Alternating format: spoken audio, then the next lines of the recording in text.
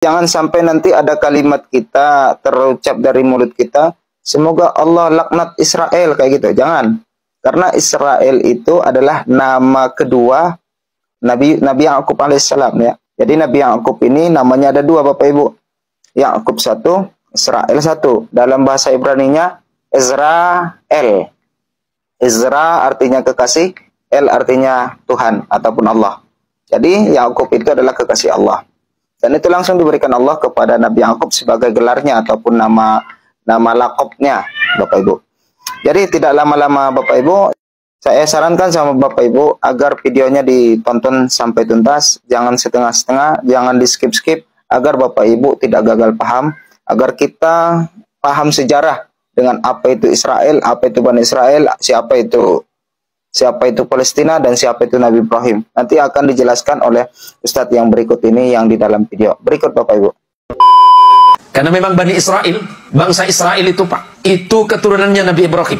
Saya singkat di Ibrahim saja. Nabi Ibrahim itu keturunannya Nabi Nuh. Dari siapa? Dari darahnya Syam. Turun. Nanti kalau baca silsilahnya ke atas. Nabi Ibrahim itu punya dua. Ada sebagian mengatakan 3 istri. Ikhtilaf. Istri yang pertama itu orang Mesir, yang bernama Sarah. Istri yang kedua dari Palestina, hari ini yang sedang bergolak, itu bernama Hajar. Sedangkan istri yang ketiga bernama Qaturah atau Qunturah. Ikhtilaf ulama. Kita sebut yang 2 saja. Dari pernikahannya dengan Hajar melahirkan putra yang bernama Ismail alaihissalam.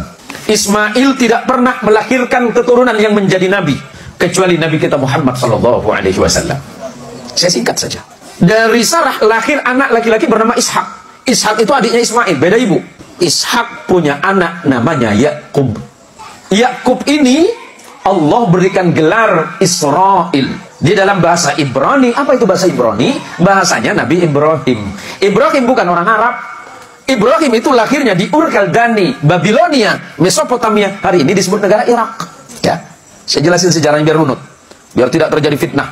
Yakub Allah berikan gelar Israel. Dalam bahasa Ibrani disebut Ezrael. Ezra artinya kekasih, El itu Allah, Yakub itu adalah kekasih Allah. Yakub punya anak 12 orang bersaudara, beda ibu semuanya. Ada 4 istrinya Yakub. Yusuf bersaudara 12 orang yang disebut Bani Israel. Yakub diberikan gelar Israel, anak keturunannya 12 anak yang bernama Yusuf bersaudara disebut Bani Israel atau keturunannya Israel. Salah satu anaknya bernama Lewi, abangnya Yusuf. Lewi punya anak namanya Imran, tapi bukan surat Ali Imran, itu beda lagi nanti. Imran punya anak 2 nama. Nabi ada 2 anak dari Imran, dua-duanya jadi nabi, Musa dan Harun alaihissalam. Abangnya Yusuf namanya Yahuda.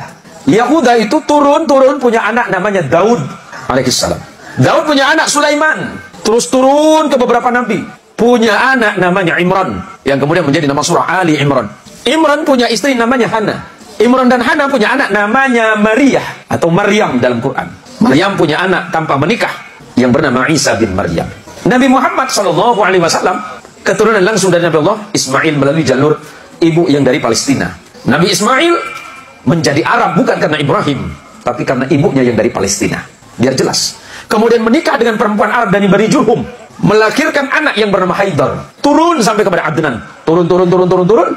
Nanti sampai kepada datuk Nabi yang bernama Abdul Muttalib. Abdul Muttalib punya putra yang bernama Abdullah. Abdullah punya putra yang bernama Muhammad sallallahu alaihi wasallam. Apa yang mau saya jelaskan? Nabi Muhammad sallallahu alaihi wasallam punya hubungan kekerabatan dengan Nabi Allah Isa. Tetapi bukan dari jalur ayah. Kalau jalur ayah berarti Ibrahim. Ya, dari jalur ayah Ibrahim, tapi neneknya beda. Nenek moyangnya beda. Nenek moyangnya Isa itu bernama Sarah, sedangkan nenek moyang baginda kita Muhammad sallallahu alaihi wasallam itu bernama Hajar. Biar jelas, biar tidak ada fitnah di antara orang-orang yang tidak paham tentang sejarah. Nah, tadi istri Nabi Ibrahim yang tidak disebut namanya Qaturah punya anak yang bernama Madian. Nanti di negara Madian itu datang seorang nabi yang bernama Su'aib. Yang banyak turun nabi di mana? Di Palestina. Yang hari ini terpecah setelah tahun 1948, setelah terjadi peristiwa deklarasi Balfour yang digagas oleh pemerintahan Inggris, berdirilah sebuah negara yang bernama Israel. Asalnya itu tanah siapa? Tanah orang Palestina. Palestina itu di mana? Di Kanaan. Dalam perjanjian lama disebut dengan Filistin. Di Palestina itu mayoritas Muslim. Apa yang menjadi pangkal persoalan? Perang sampai puluhan tahun. cekcoknya 3000 tahun. Biar jelas semuanya. 3000 tahun Israel itu tidak pernah damai. 3000 tahun. Dari mana kita menghitungnya? Setelah negara Israel didirikan oleh Daud alaihissalam. Maka hari ini yang dipakai menjadi bendera negara Israel itu the Star of David, bintang Daud. Karena mereka berkeyakinan bahwa di Masjidil Aqsa yang berdiri hari ini, disitulah dulu pernah ada tempat ibadah yang dibangun oleh Sulaiman alaihissalam yang bernama Haikal Sulaiman. Apa yang direbut? Tanah Palestina. Kenapa direbut? Karena disitulah pernah ada puluhan ribu para nabi. 3 kitab suci turun di situ. Apa? Taurat turun di situ, Injil turun di situ, Zabur turun di situ. Ada puluhan ribu nabi di sana. Tapi yang dibunuh oleh Bani Israel itu ada 400 nabi yang dibunuh oleh kaumnya sendiri. Saking kejamnya Bani Israel itu. Nah kemudian, kenapa Masjidil Aqsa itu punya posisi penting di umat Islam? Pertama, peristiwa Isra dan Mi'raj. Isra Nabi dari Makkah Al-Mukarramah ke Masjidil Aqsa. Dari Masjidil Aqsa itu Nabi naik atau Mi'raj. Berarti Masjidil Aqsa punya posisi penting di hati umat Islam. Disitulah Nabi kita Muhammad Mi'raj ke langit pertama ke-7 hingga ke Sidrah dan Mustawa. Yang kedua, setelah turun perintah salat, Nabi Muhammad SAW salatnya menghadap ke Masjidil Aqsa 16 bulan lamanya sebelum diperintahkan menghadap ke Baitullah. Berarti umat Islam tidak bisa dipisahkan dari ini. Ketiga, tidak boleh kata Nabi kalian menyengaja atau meniatkan datang ke masjid dimanapun kecuali 3 masjid. Pertama, Masjidil Haram. Kedua, masjidku kata Nabi. Dan ketiga, Masjid Al-Aqsa.